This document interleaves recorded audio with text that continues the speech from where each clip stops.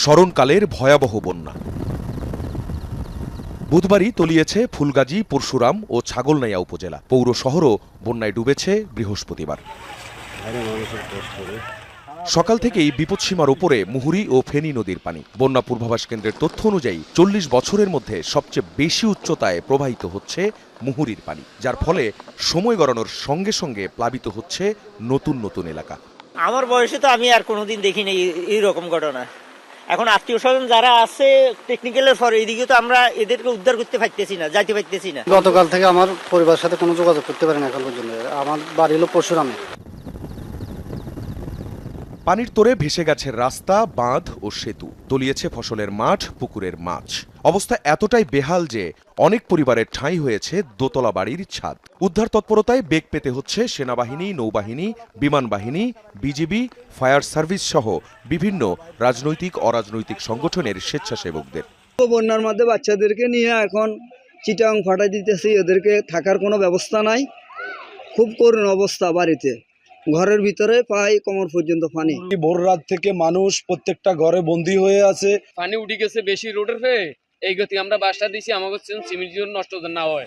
ফেনী শহরের অনেক বাড়ির নিচতলা এখন পানির নিচে, আশ্রয়ের জন্য ছুটছেন তারা। বন্যায় ক্ষতিগ্রস্তদের উদ্ধারে ব্যবস্থা করা হয়েছে অসংখ্য ইঞ্জিন চালিত নৌকা। তবুও হিমশিম খেতে হচ্ছে পরিস্থিতি সামাল দিতে। যে সমস্ত এলাকায় দোতলাও ডুবে গিয়েছে, আমাদের কাছে জেলা প্রশাসনের পক্ষ থেকে অনুরোধ হচ্ছে যে এই লোকগুলোকে পিক করে অনেক দূরে কোথাও না নিয়ে রেদার ধারে কাছে যেখানে শেল্টার স্টেশন আছে বা হাই রাইজ বিল্ডিং আছে, ওনাদেরকে তুলে সেখানে পৌঁছে দেওয়া, যাতে এই লোকগুলো সার্ভাইভ করতে পারে। আমরা সেনাবাহিনী গাড়ি দিয়ে গেছিলাম পরশুরামে, মানুষের লাশ ভাসতেছে, মহিলাদের গলা পর্যন্ত পানি উঠে গেছে। ফায়ার সার্ভিস জানায় বিকেল ৪টা পর্যন্ত বন্যা দুর্গত এলাকায় আটকে পড়া ১৩৯ জন পুরুষ, ৯৯ জন নারীকে উদ্ধার করা হয়েছে, যাদের মধ্যে ২ জন গর্ভবতী। ২২ জন শিশুকেও উদ্ধার করতে পেরেছে ফায়ার ফাইটাররা। দেখা দিয়েছে খাবার ও বিশুদ্ধ পানির সংকট। আমাদের মারেনি, আমরা এতদিন পানির কারণে ঘরের ভিতরে ছিলাম, চকির উপরে ছিলাম, চকির উপরে থাকা অবস্থা এখন চকি টকিও ডুবে গেছে।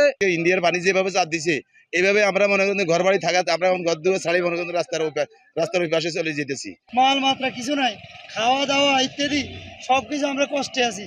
আমাদের চলার মাঝে খুব কঠিন অবস্থায় পড়ছি আমরা। উজানের পানি নামাতে খুলে দেয়া হয়েছে মুহুরী প্রকল্প এলাকায় ফেনী রেগুলেটরের ৪০টি এবং মুছাপুর রেগুলেটরের 18টি গেট। আখলাকুস সাফা, যমুনা নিউজ।